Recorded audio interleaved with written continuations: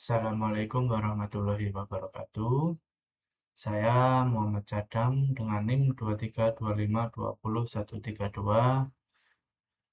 Di sini saya akan mempresentasikan serangan Pink Floyd atau ICMP Echo. Di sini saya akan menjelaskan mekanisme, kasus, dan penanganannya. Dalam era digital yang serba cepat, ketersediaan layanan adalah segalanya. Namun, ancaman siber seperti Pink Floyd tetap menjadi senjata mematikan bagi para peretas untuk melumpuhkan infrastruktur penting. Mari kita bedah bagaimana serangan ini bekerja dan cara melawannya secara efektif. Apa itu serangan Pink Floyd? Pink Floyd adalah jenis serangan DOS atau DDoS yang memanfaatkan paket ICMP Echo Request atau ping untuk membanjiri target seperti server, router, atau jaringan dengan lalu lintas berlebihan. Akibatnya, sumber daya target seperti CPU, memori, dan bandwidth habis sehingga layanan menjadi lambat, tidak responsif, atau bahkan down. Tujuan utamanya yaitu membebani sumber daya, jaringan, dan perangkat target seperti CPU atau RAM. Efeknya, perangkat menjadi lumpuh dan tidak bisa melayani pengguna sah. DDoS, jika serangan dilancarkan dari ribuan botnet, ini menjadi serangan terdistribusi yang sangat sulit dibendung. Bagaimana mekanisme kerja Pink Floyd? Mekanisme ini memanfaatkan protokol komunikasi standar yang sebenarnya bertujuan baik, namun disalahgunakan untuk menghancurkan sistem. Pengiriman masif. Penyerang mengirim ribuan hingga jutaan paket ICMP Echo request ke alamat IP target tanpa menunggu balasan. Beban komputasi. Target dipaksa memproses setiap paket masuk dan menyiapkan paket balasan Echo reply untuk setiap permintaan. Kelumpuhan sistem. Bandwidth penuh dan CPU mencapai 100% menyebabkan layanan menjadi lambat atau mati total bagi pengguna asli. Jenis-jenis serangan Pink Floyd.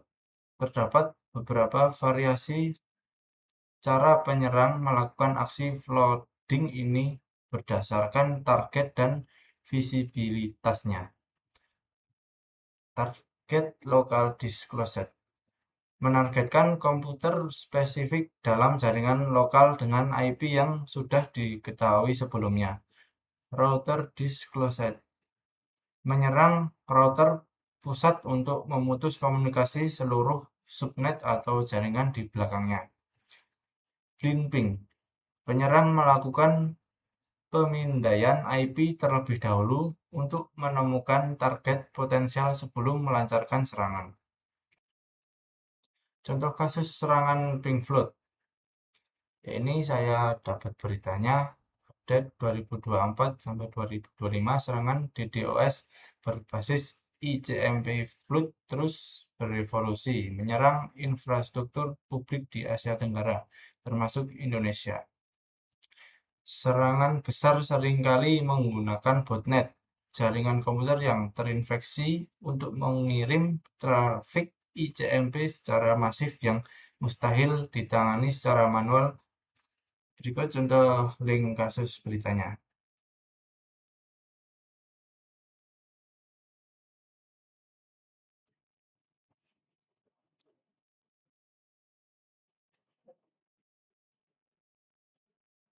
Berita ini merupakan salah satu serangan denial of service atau DOS yang membanjiri sistem target dengan paket ICMP dalam jumlah sangat besar, menyebabkan konsumsi sumber daya CPU, memori, dan bandwidth yang berlebihan sehingga sistem menjadi lambat atau bahkan tidak bisa diakses sama sekali. Serangan ini dapat menargetkan komputer tertentu dalam jaringan lokal. Router untuk mengganggu seluruh komunikasi jaringan atau dilakukan setelah pelaku mencari alamat IP korban terlebih dahulu. Berbeda dengan ping of death yang mengirim paket berukuran tidak normal untuk memanfaatkan kerentanan. ICMP flood mengandalkan volume lalu lintas yang masif untuk melumpuhkan korban. Untuk mencegahnya, organisasi dapat menerapkan konfigurasi firewall untuk memblokir lalu lintas ICMP yang tidak perlu, membatasi laju paket ICMP di router, melakukan segmentasi jaringan, serta menggunakan sistem pencegahan intrusi dan solusi mitigasi DDoS khusus yang dapat memfilter lalu lintas bahaya. Berikutnya dampak serangan ping flood. Serangan ini bukan sekedar gangguan kecil, dampaknya bisa sangat merusak bagi operasional bisnis. Bandwidth exhaustion. Pipa data penuh dengan sampah sehingga trafik pelanggan yang sah tidak bisa lewat. Resource depletion. Beban CPU dan memori meningkat drastis hingga sistem mengalami crash. Financial loss. Downtime layanan menyebabkan kerugian pendapatan dan merusak reputasi brand di mata publik. Cara mendeteksi serangan ping flood. Deteksi dini adalah kunci untuk meminimalkan kerusakan sebelum sistem benar-benar tumbang. Masukkan trafik, analisis frekuensi, deteksi anomali, sistem peringatan. Indikator utama. Lonjakan trafik ICMP yang tidak wajar, beban CPU tinggi tanpa aktivitas aplikasi, respon ping yang sangat lambat. Alat rekomendasinya yaitu Wireshark untuk analisis paket mendalam. Yang kedua ada Snort sebagai IDS atau IPS otomatis. Terus yang terakhir ada NetFlow memantau aliran trafik global. Strategi penanganan dan pencegahan, langkah-langkah proaktif untuk memperkuat pertahanan jaringan Anda. Firewall and router hardening, konfigurasi firewall untuk membatasi atau memblokir paket ICMP dari sumber yang tidak dikenal. ICMP rate limiting, membatasi jumlah permintaan echo yang dapat diterima per detik untuk mencegah overload.